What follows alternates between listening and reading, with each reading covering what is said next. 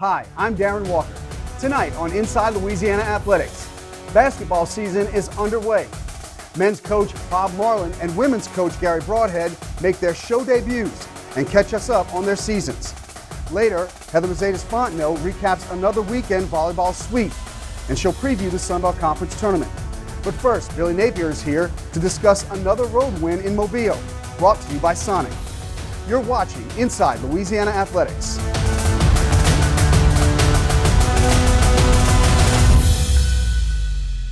Hello and welcome to Inside Louisiana Athletics. The Louisiana Ragin Cajuns football team is now 8-2 on the season, 5-0 on the road. It's the first time the Cajuns have gone undefeated on the road since 1970, and here to talk about that and a lot more is the head coach of the Ragin Cajuns, Billy Napier. I heard some Road Warriors chants in the locker room. Quite an accomplishment to go 5-0 undefeated on the road this year. Yeah, I think when the schedule came out, we took a good look at where we were going to play this year. Certainly lots of challenges. Our team has accepted that challenge. I thought we played really well on the road this year. It was an area of our team last year that we felt like we needed to improve. Quality controlled it, worked hard on our routine, and it's produced results this year. Now, I'm sure some fans were expecting a more decisive win, but I'm here to tell everyone that you were telling everybody that would listen to you last week that this was a much better team than the 1-7 record that they were showing. And you had to look no further than Trey Minner in the backfield. That guy is a quality running back. I think we're going to see him on Sundays. But just talk about, getting a win over a quality team. Yeah, I mean, it's obvious. I mean, I feel the same way I felt about South Alabama last year after we played them.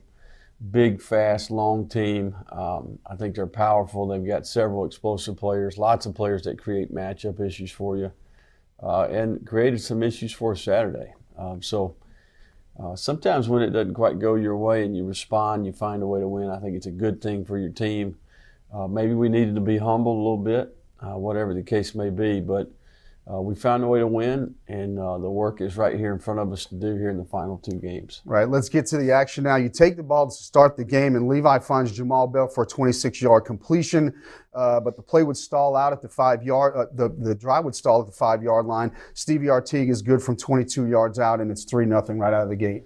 Yeah, as much as you don't like to settle for field goals, it was great to see Stevie get a couple opportunities and really execute well.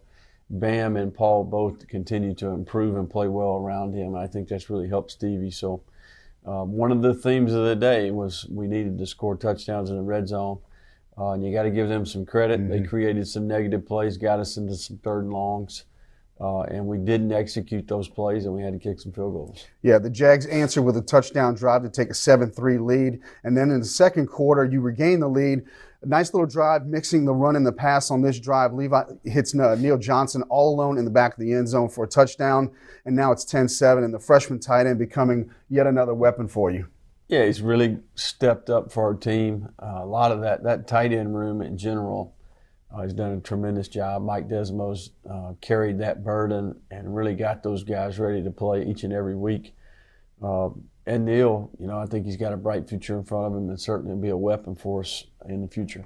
Back and forth we go. The Jags regain the lead 14-10. The big play on this drive, a 14-yard loss on a 1st and 10, but Chris Moncrief is called for targeting, so it's really a 29-yard swing, and they capitalize on that and score another touchdown. Just another example of some of the things that maybe need to get cleaned up as you head into these last two regular season games. Yeah, big play in the game. I mean, we're off the field, sacked, fumble, got an opportunity to create some momentum and get hit with a targeting call there, which I think was the correct call. Certainly, I think we can coach Chris a little bit better. I think it's a little bit of education, and certainly you don't want to pull back the reins too much because certainly you like the way Chris plays the game. But we got to get our head to the side, lower the target, and have the same production. We don't have the penalty, and we're off the field, which would have been big at that point in time. Right. So South Dow does score, but Raymond Calais takes the ensuing kickoff back 60 yards to the South Dow 36-yard line, and you put together a quick 6-play drive. Levi finds another tight end, Hunter Bergeron, for his first career touchdown to make it 17-14.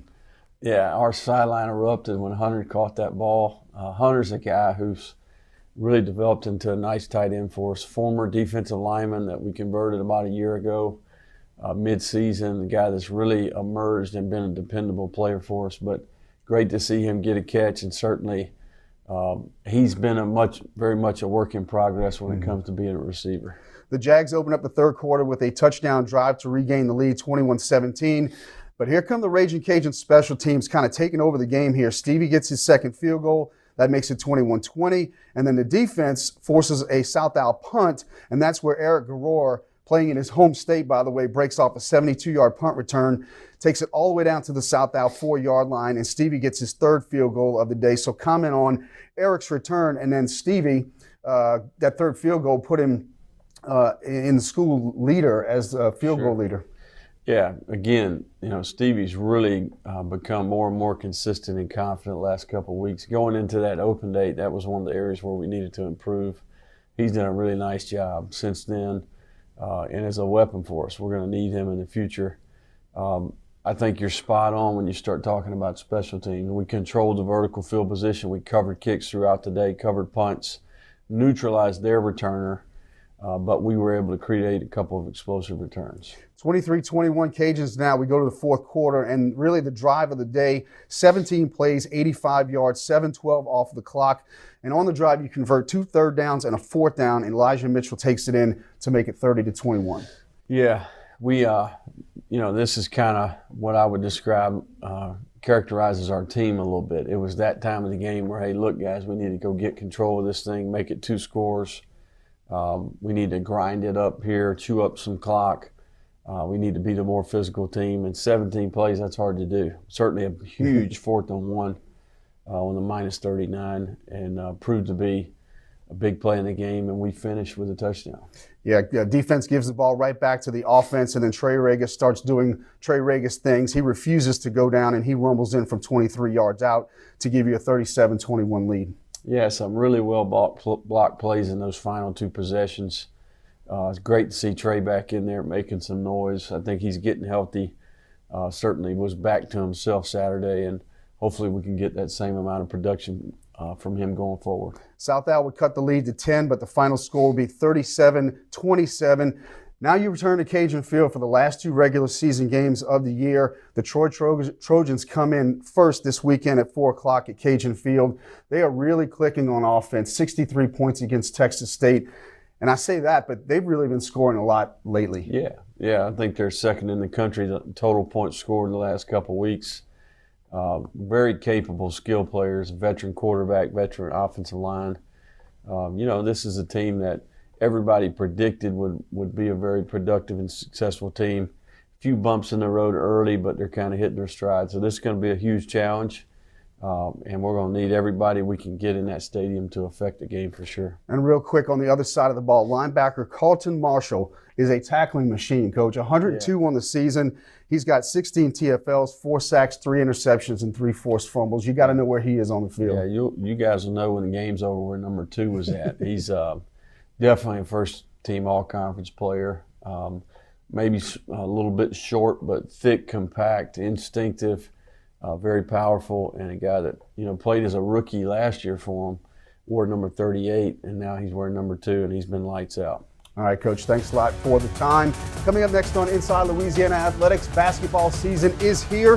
Coach Bob Marlin joins us next to talk hoops.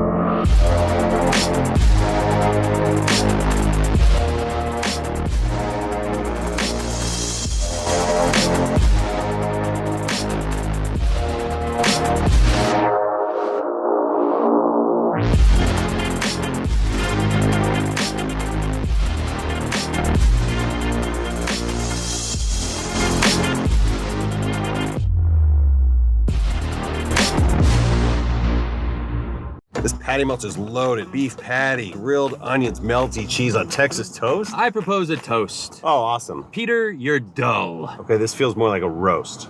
I propose a roast. Grab a patty melt while they last and order ahead for happy hour anytime. Giant killers. That's what we are. Today. Remember that. Giant killers. Freddie Stretch! Giant kill! Heard that? Giant killers. Welcome back to Inside Louisiana Athletics. Time now to welcome to the show for the first time this year the head men's basketball coach, Bob Marlin. Coach, great to have you here. First and foremost, let's talk about a milestone that you accomplished recently, 400 wins as a Division I coach. I guess maybe this early in the year when you're grinding, like we just talked about a minute ago, that you haven't really had a lot of time to reflect on that, but just talk about that a little bit. Well, it's been the first game of the year. It's more about this team and the identity of the team that we're trying to form now. And it's something that at the end of the season, you look back and reflect on it a little bit. But we got a few notes and cards from texts from friends, obviously, and family, but it's part of it. And again, this win was number one for this team, and that was the most important. Right. You're 3-1 record on the early on in the season here, but you've had some early season adversity to deal with already. You've had some injuries. You've had to play shorthanded in at least one game. And this is a time of the year where you're trying to figure out what you have as far as a team and chemistry. So talk about what it's been like to deal with that so far. It's been a little bit of a challenge, I'll be honest. We were hoping that we had a team assembled to win the conference and felt really good about that. And then we started losing guys. And Dury Cadwell was the first one to go with a knee surgery, and that was a blow. And then we only dressed 10 for the first game, and we lose Javon Lowry after that game and Trajan Wesley. So the next two games we dressed 8 people. But hopefully we can get some guys back. And it's given some young guys an opportunity during to step up and play and help their cause. Let's get everybody kind of caught up briefly on what's happened so far. You opened the season 2-0 with wins against Loyola and McNeese. One of those games you were kind of able to put it in cruise control in the second half, but the other one, the McNeese game, you had to fight for that one. Defense kept us in the game the first half. We didn't do a good job offensively. We didn't execute. We didn't shoot. Too much ball stopping. And once we got going in the second half, we were able to knock some shots in. Actually, in the first half, and we got it to 1 point at the half, and that helped us and gave some confidence going into the second half. But McNeese has a good club. They're older, and it was a good basketball game for us. You go to TCU, and we go into the game with just 9 dressed players. Then you lose Cedric Russell for the entire second half to injury. Throw in the fact that they're shooting 47% from beyond three-point range, and it was a tough night. It really was. You're going in to play a Big 12 team that we felt this summer full strength we could go in and battle to the wire. But give them credit. They had a poor opener, and they turned around and shot the cover off the ball against us, set a school record for three-point shots. Desmond Bain is a pro. He's an all Big 12 player, put his name in the draft last year, came back, and he had a big night shooting the basketball as well as all their guys. And then losing Cedric at halftime, he had 18 over 38 points, and he was the best shooter in the game in the first half, in my opinion. And to pull him out and have Malik Wilson and Calvin Temple, 2 freshman guards with no subs on the bench. Now we're down to 7. It's kind of difficult to play against a Big 12 team. Right. Youngstown State on Friday night, your second comeback win of the year. Big nights from Kobe Julian, Jalen Johnson. But the big story in this one, the big storyline in this one, I guess, was 22 out of 22 from the free throw line in the second half, and you get the win. Guys did a great job knocking in free throws. That was one of our points of emphasis before the game, was get to the line more, Darren. We had been out free throwed at home versus Loyola and McNeese. And of course, at TCU, you're going to get out free throwed. But we made it a point to get to the free throw line. We did, and we capitalized on those and shot them well. We've shot them, I think we're 14th nationally right now. And the last 2 teams that we had here are 2 of the top 3 in school history in free throw percentage. So hopefully we can continue to be consistent at the free throw line. Tomorrow night you are facing Wyoming in Laramie. The Cowboys are 1-3 on the season. Then you go to Las Vegas for a couple of games. It's going to be 3 games in 6 days, so yet another challenge for this young team, early in the season. It will. And the last 2 days will be the back-to-back games versus Detroit and UC Irvine. So that's good tournament practice as well, and it's something our guys will have to get used to. So real quick, I know it's early in the year and it's a small sample size, but what are some of the things that you've seen from your team that you like already, and maybe what's a thing that you want to get corrected immediately? Well, we've shot free throws well. We mentioned that. We can shoot the three-point shot well. Cedric and Jalen are off to great starts there. Scoring the basketball, but we've got to get better defensively, and we've got to continue to rebound the ball better and then cut back on turnovers. Those are some basic fundamentals that we need to do every night. All right, Coach, thanks a lot for the time. Look forward to visiting with you every week. Coming up next on Inside Louisiana Athletics, the red-hot Ragin Cajuns volleyball team is headed to postseason play. Heather Mercedes-Fontenot will be here to discuss. Where's the party at? It's going down now. We in there. Party people, throw your hands in the sky.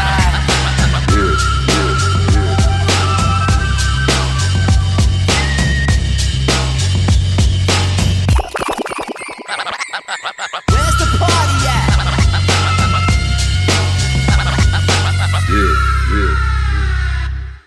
Bacon mac and cheese bites are the perfect comfort snack. I needed some comfort, man. It's been a tough day. What'd you do? Well, I only got 10 hours of sleep.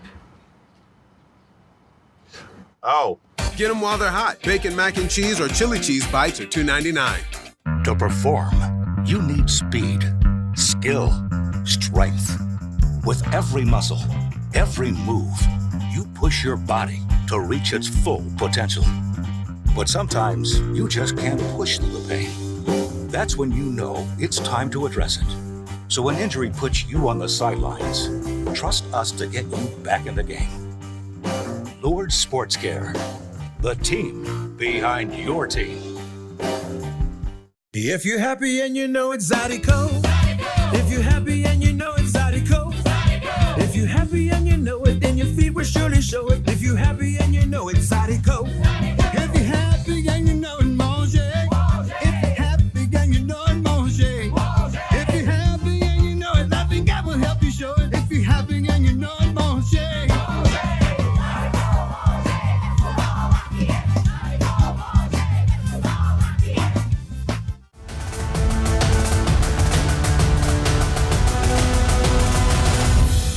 Welcome back to Inside Louisiana Athletics. The Ragin Cajuns volleyball team is red hot as they head to postseason play. Winners of 5 in a row and 9 out of their last 10. And here to talk about that and a lot more is the head coach, Heather Mercedes-Fontenot.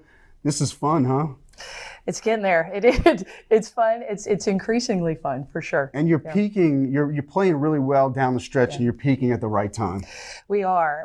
And you know, if anybody would have told me a month ago that we would have finished conference 10-6, I would have said, okay, well, what's going to happen then? Right. So you go to Arkansas State on Friday night, and you take it 3-1. Once again, it was Haley Wisnowski showing up big late in the first set to really get you over the hump there. Again in the third set, really stepping up when you needed the most. Yeah, you know, Haley, again, she is playing with so much confidence right now and wants the ball all the time.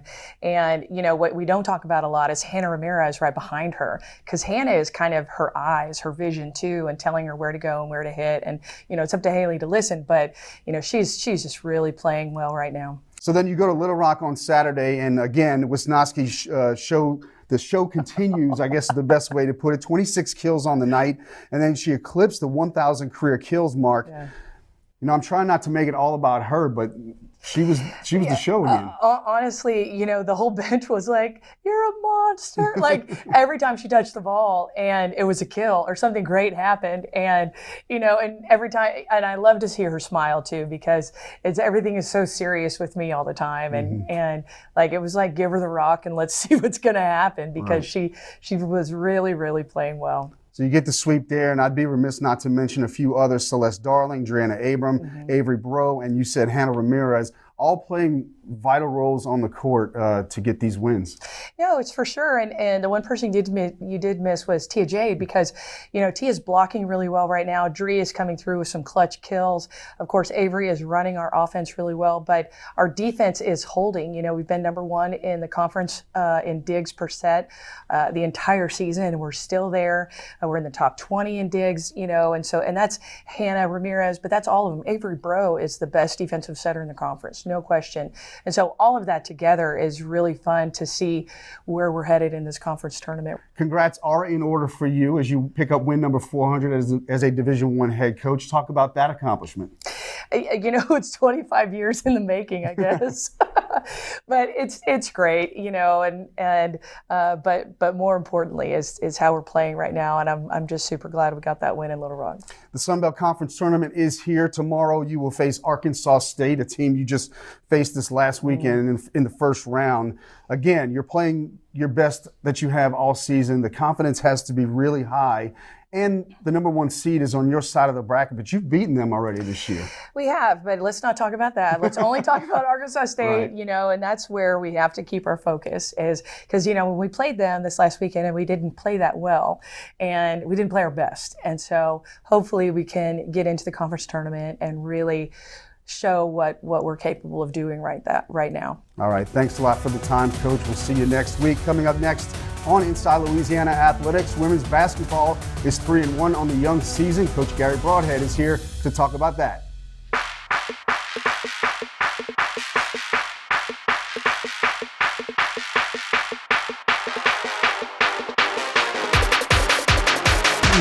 Let's go boom.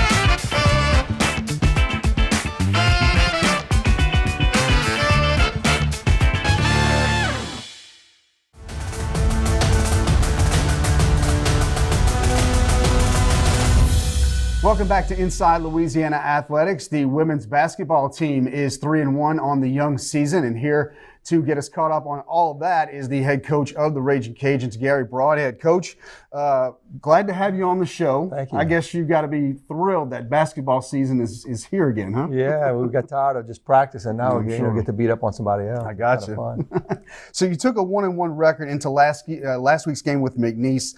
You held a 33-30 lead at the half, but then you owned the third quarter, outscoring the Cowgirls 29-9, and really that's where the game was won. Yeah, I tell you what, we came out at halftime and, we really, kind of gelled. You could see the chemistry of the kids offensively, started pushing the ball down the floor and, got a lot of baskets in offensive transition. And that's what we were kind of preaching all game, Beginning of the game, we started to press, and I think we were just more worried about the defensive side than the offensive side. But coming out the second half, extremely impressed on how aggressive we were offensively.